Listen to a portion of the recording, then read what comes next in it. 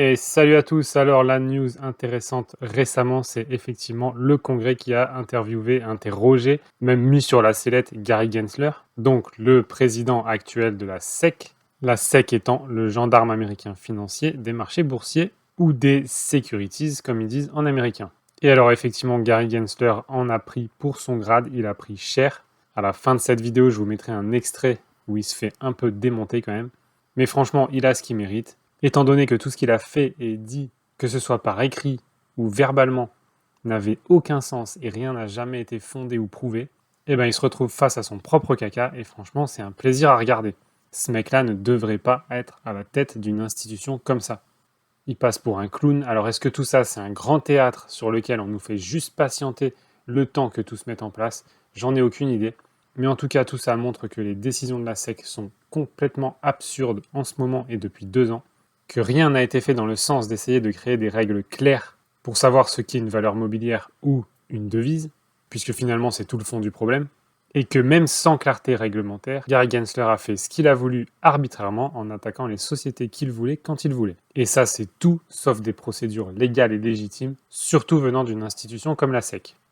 Donc là, évidemment, il se retrouve face à des questions compliquées. En fait, les questions sont hyper simples, mais il ne sait pas y répondre, puisqu'il n'y a rien qui justifie les décisions qu'il a prises concernant par exemple Ripple. Et il a fait du tort à beaucoup d'autres technologies émergentes dans la fintech, donc dans la finance, faisant fuir des gros acteurs, Ripple inclus, des États-Unis.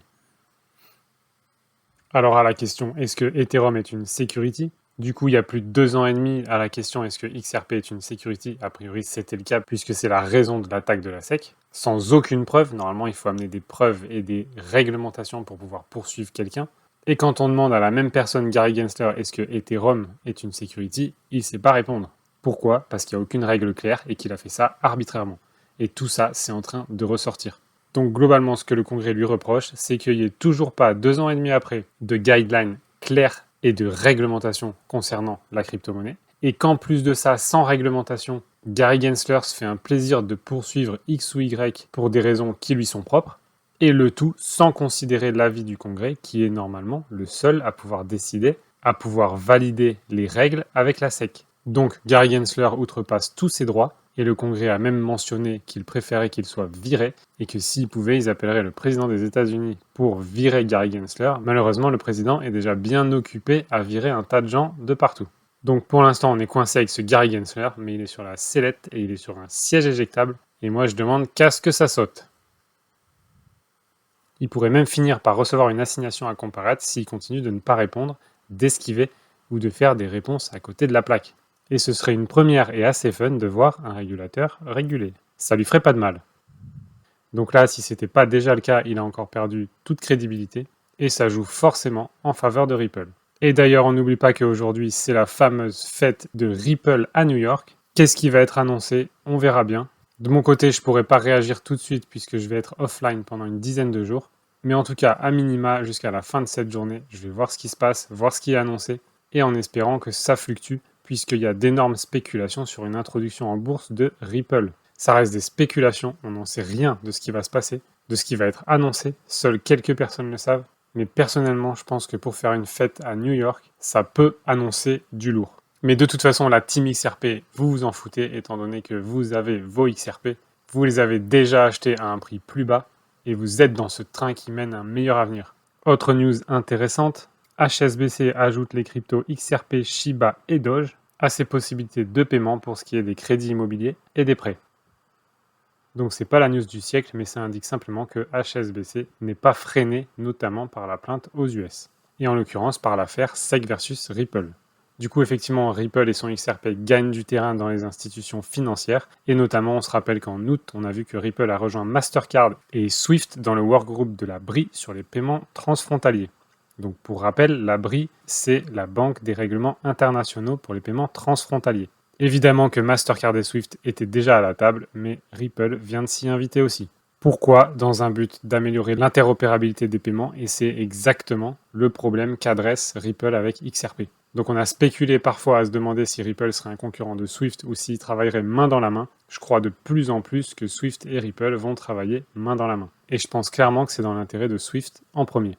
Ensuite, technologiquement parlant, on a une belle update ici au niveau du XRP Ledger, où on se dirige de plus en plus vers des passerelles qui permettront d'échanger directement nos fiat, donc nos euros, dollars, etc., contre du XRP sans passer par des échanges centralisés. Là, on aurait une vraie évolution au niveau du fonctionnement des échanges entre fiat et crypto-monnaie. C'est une des fonctionnalités que j'attends depuis longtemps. Même si elle existe déjà ici et là plus ou moins de manière efficace, le fait que ça va être intégré directement dans le XRP Ledger et notamment via le porte-monnaie Xuum, que je trouve vraiment super.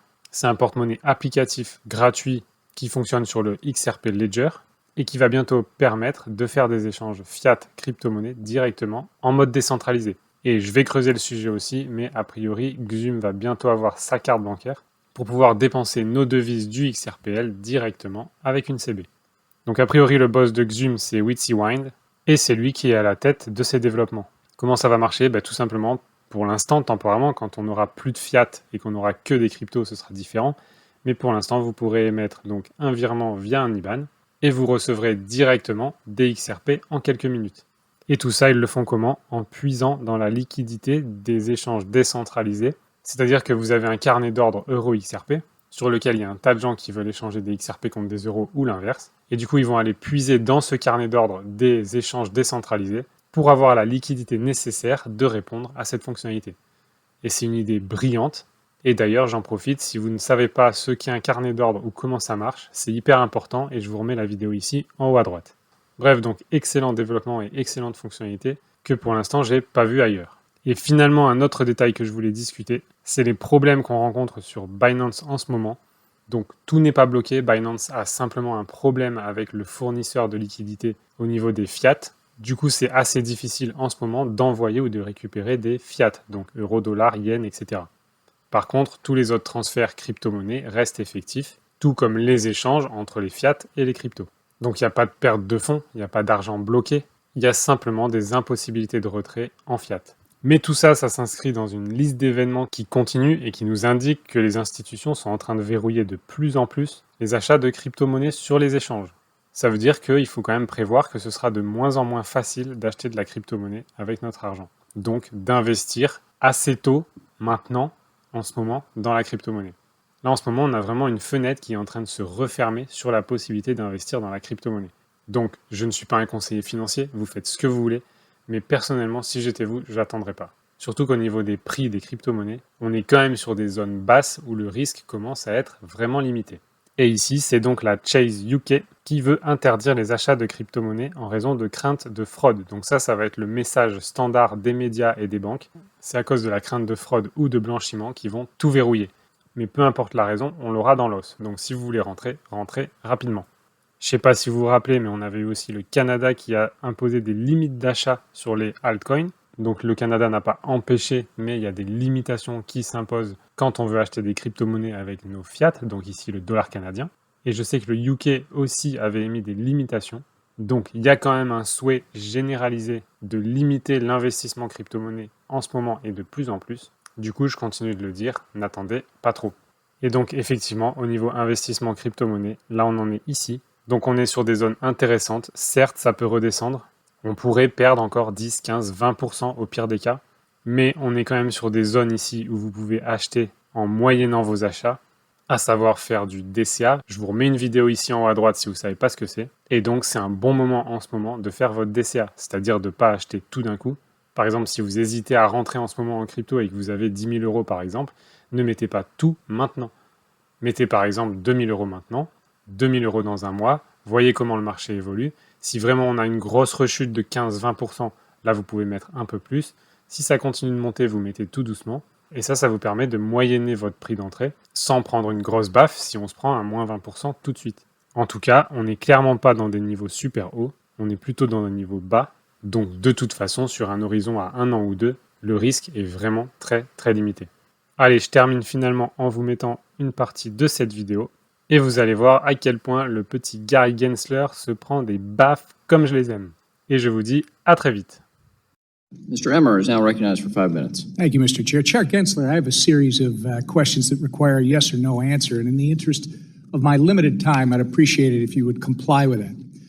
Mr. Gensler, is it fair to say generally that large institutions in any given industry benefit more from regulatory uncertainty than everyday market participants or smaller institutions who don't have the scale or the capital to fund expensive compliance teams? Large institutions could benefit from uncertainty. Reclaiming my time. The answer is yes, sir. Mr. Gensler, you had an 18-year career at Goldman Sachs where you were partner and co-head of finance, correct? Yes, sir. Thank you. And is it correct to say that you made most of your personal wealth directly through your employment at this bank, Goldman Sachs? I've done well since then, too, sir. I'll take that as a yes as well. You described the SEC under your leadership as the cop on the beat watching out for our constituents, correct? I think that's a mandate that Congress Yeah, and I has think given you've us. said that, reclaiming my time. The answer is yes, sir. If you could just comply with what I've asked, I'd appreciate it. But given your 18-year career at one of the biggest banks in the world and the personal financial fortune you amassed there, do you think it's possible for you to serve as an impartial regulator and not favor large financial intermediaries? Absolutely, sir.